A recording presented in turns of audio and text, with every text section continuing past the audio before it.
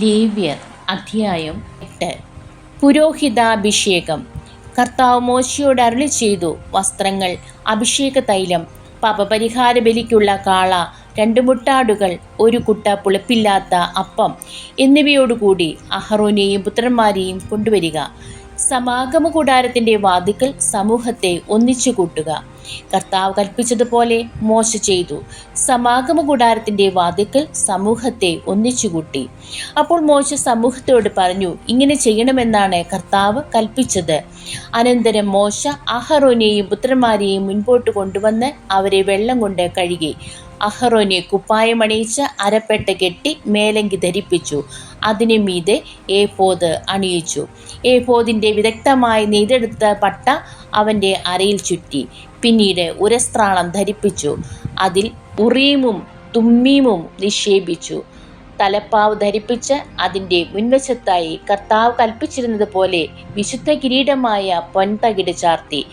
അനന്തരം അഭിഷേക തൈലമെടുത്ത് കൂടാരവും അതിലുള്ളതൊക്കെയും അഭിഷേകം ചെയ്ത് വിശുദ്ധീകരിച്ച് അതിൽ നിന്ന് കുറച്ചെടുത്ത് ബലിപീഠത്തിൽ 7 പ്രാവശ്യം തളിച്ചു. ബലിപീഠവും അതിൻ്റെ എല്ലാ ഉപകരണങ്ങളും സ്നാനപാത്രവും അതിൻ്റെ ചുവടും അഭിഷേകം ചെയ്തു വിശുദ്ധീകരിച്ചു. പിന്നീട് ശിരസിൽ തൈലാഭിഷേകം ചെയ്ത് അഹറോനെ വിശുദ്ധീകരിച്ചു. കർത്താവ് കൽപ്പിച്ചിരുന്നത് പോലെ മോശ അഹറോന്റെ പുത്രന്മാരെയും മുന്നോട്ട് കൊണ്ടുവന്ന് കുപ്പായം അണിയിക്കുകയും അരപ്പട്ട കെട്ടുകയും തൊപ്പി ധരിപ്പിക്കുകയും ചെയ്തു. മോശ പാപപരിഹാര ബലിക്കുള്ള കാളയെ കൊണ്ടുവന്നു. അഹറോനും പുത്രന്മാരും അതിൻ്റെ തലയിൽ കൈകൾ വെച്ചു. മോശ അതിനെ കൊന്ന് രക്തമെടുത്ത് അതിൽ വിരൽ മുക്കി ബലിപീഠത്തിൻ്റെ കൊമ്പുകളിൽ പുരട്ടി ബലിപീഠം ശുദ്ധീകരിച്ചു. ബാക്കി രക്തം ബലിപീഠത്തിൻ്റെ ചുവട്ടിൽ ഒഴിച്ചു. അങ്ങനെ ബലിപീഠം ശുദ്ധി ചെയ്ത് പരിഹാരകർമ്മത്തിന് സജ്ജമാക്കി.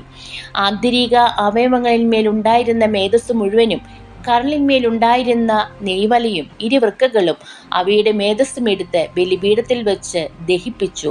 എന്നാൽ കാളയെ, അതിൻ്റെ തോൽ, മാംസം, ചാണകം എന്നിവ കർത്താവ് മോശയോട് കൽപ്പിച്ചിരുന്നത് പോലെ കൂടാരത്തിന് വെളിയിൽ വെച്ചാണ് ദഹിപ്പിച്ചത്.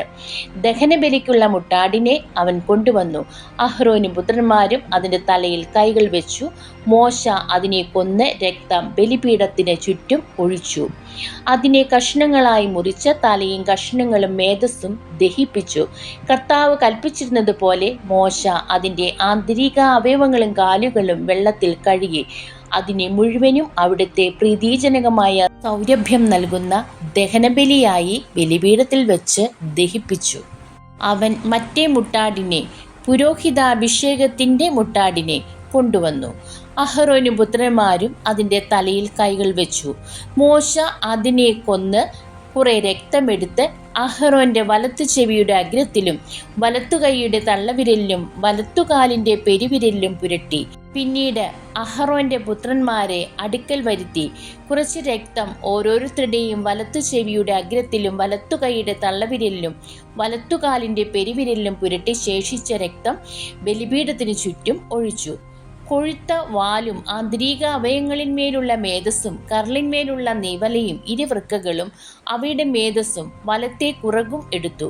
കർത്താവിൻ്റെ സന്നിധിയിൽ പുളിപ്പില്ലാത്ത അപ്പമിരിക്കുന്ന കുട്ടയിൽ നിന്ന് ഒരപ്പവും എണ്ണ ചേർത്ത ഒരപ്പവും ഒരടയും എടുത്ത് മേധസ്സിന്മേലും വലത്തെ കുറുകിന്മേലും വെച്ചു. ഇവയെല്ലാം അവൻ അഹറോന്റെയും പുത്രന്മാരുടെയും കൈകളിൽ വെച്ച് കർത്താവിൻ്റെ മുമ്പിൽ നീരാജനം ചെയ്തു. അനന്തരം മോശ അവരുടെ കൈകളിൽ നിന്നെടുത്ത് ബലിപീഠത്തിന്മേൽ ദഹനബലി വസ്തുക്കളോടൊപ്പം വെച്ച് ദഹിപ്പിച്ചു. അഭിഷേക ബലിയായി കർത്താവിന് പ്രീതികരമായ സൗരഭ്യമായി അർപ്പിച്ച ദഹനബലിയാണിത്.